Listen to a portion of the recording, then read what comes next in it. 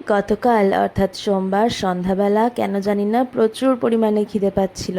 তাই আমরা দুজন মিলে বেরিয়েছিলাম একটুখানি কিছু খাওয়ার উদ্দেশ্যে।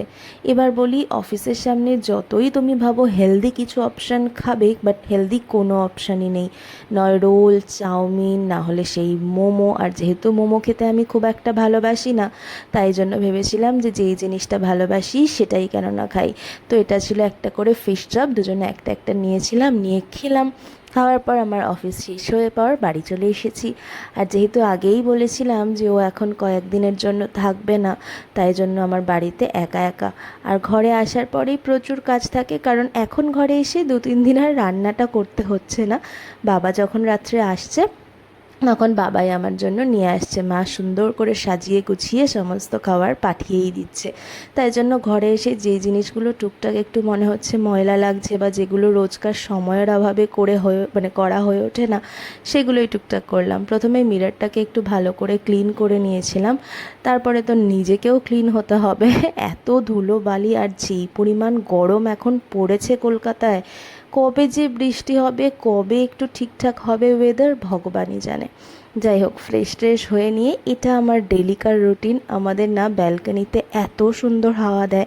শুধু ব্যালকনি নয়, ইভেন ছাদেও। কোনো একদিন তোমাদের সবাইকে সাথে নিয়ে ছাদে যাব, তখন তোমরা দেখলেই বুঝতে পারবে। কিন্তু আমার ঘরটা যেহেতু ছাদের একদম নিচে, তাই আমার ঘরের গরম সমস্ত ঘরকে হার মানাবে।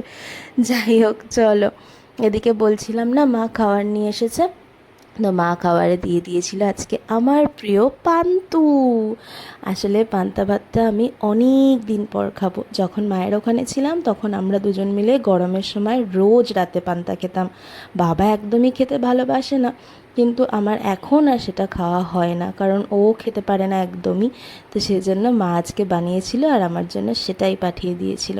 সাথে তো ছিল ডালের বড়া, আলু সিদ্ধ আর ডাল সিদ্ধ মাখা, যেই কম্বিনেশনটা জাস্ট দুর্দান্ত লাগছিল। খাবার তো খাবো, তার আগে এটা আমার একটা মর্নিং রিচুয়ালস থাকে, বাট জানো তো আজকে সকালে সময়ের অভাবে করা হয়ে ওঠেনি। এবার বলি সময়ের অভাব কেন বলছি, কাজ বাজ নেই, রান্নাবান্না নেই, আমি ঘুমিয়ে পড়েছিলাম, সেই জন্য উঠতেও দেরি হয়ে গিয়েছিল। আর অফিস যাওয়ার আগে এটা করার সময় পাইনি, তাই একেবারে রাত্রেবেলা একটা ফেস প্যাকও অ্যাপ্লাই করেছিলাম। তারপরে একটু আইস দিয়ে মুখটাকে ভালো করে ভিজিয়ে নিয়েছিলাম।